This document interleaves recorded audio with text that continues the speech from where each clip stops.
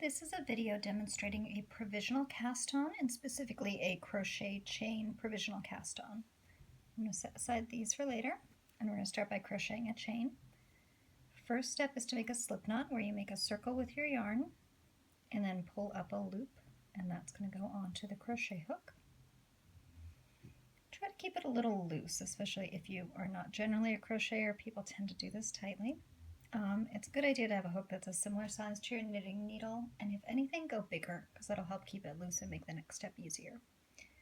Then I'm going to hold onto the slip knot with my middle finger and thumb, keep a little tension to kind of keep this loose, and then the hook comes towards me, away from me to catch the yarn, a little turn, and then pull it through.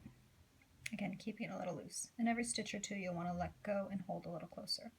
So catch the yarn, pull it through, catch the yarn, pull it through. Keep doing this till you have enough stitches. I usually suggest putting on a few more than you need because, if you have one that's a little tight or weird, you can skip it, and also then you don't have to count quite as precisely because it's pretty annoying to do the whole thing and realize you're a couple stitches short. When you're done, you'll cut the yarn and then catch it and draw it through that final loop to tie it off. And I generally suggest tying a knot in this end so that you can tell which end it unravels from. So that's just a little reminder for myself later on. Then you're going to switch to your main yarn. I always do the provisional chain in a different color so it's easy later on to tell what should be getting removed. Now, a crochet chain has two sides. This side looks kind of like a braid, but not exactly. It's flat, kind of looks like the letter V, lots of them kind of lined up side by side. The other side is often called the bumpy side, and this is what we're going to want to work on for picking up. And on the bumpy side, there are 3 strands of yarn. There's one on the top, there's one on the bottom, and then there's this little bump in the middle that sticks out. That's what we want to be putting our knitting needle into.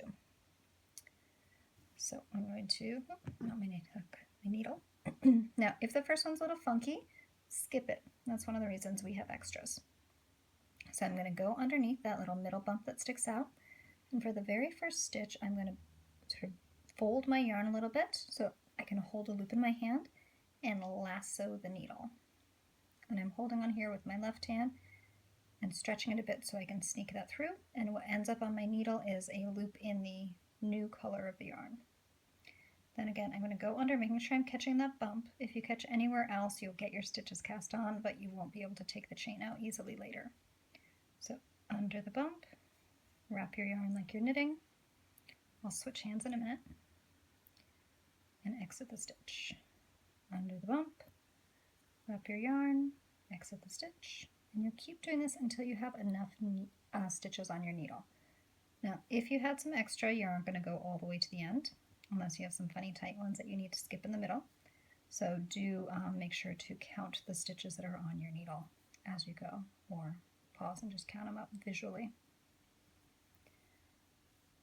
And then you're ready to go. I generally start with a wrong side row after that because we picked up knitwise. It is possible to pick up purlwise if you happen to need that, although it's not very common. And then I'm ready to keep going. And I have a separate video after I've knit a little bit on this. I'll show you how to undo the crochet chain and have live loops ready to work downwards.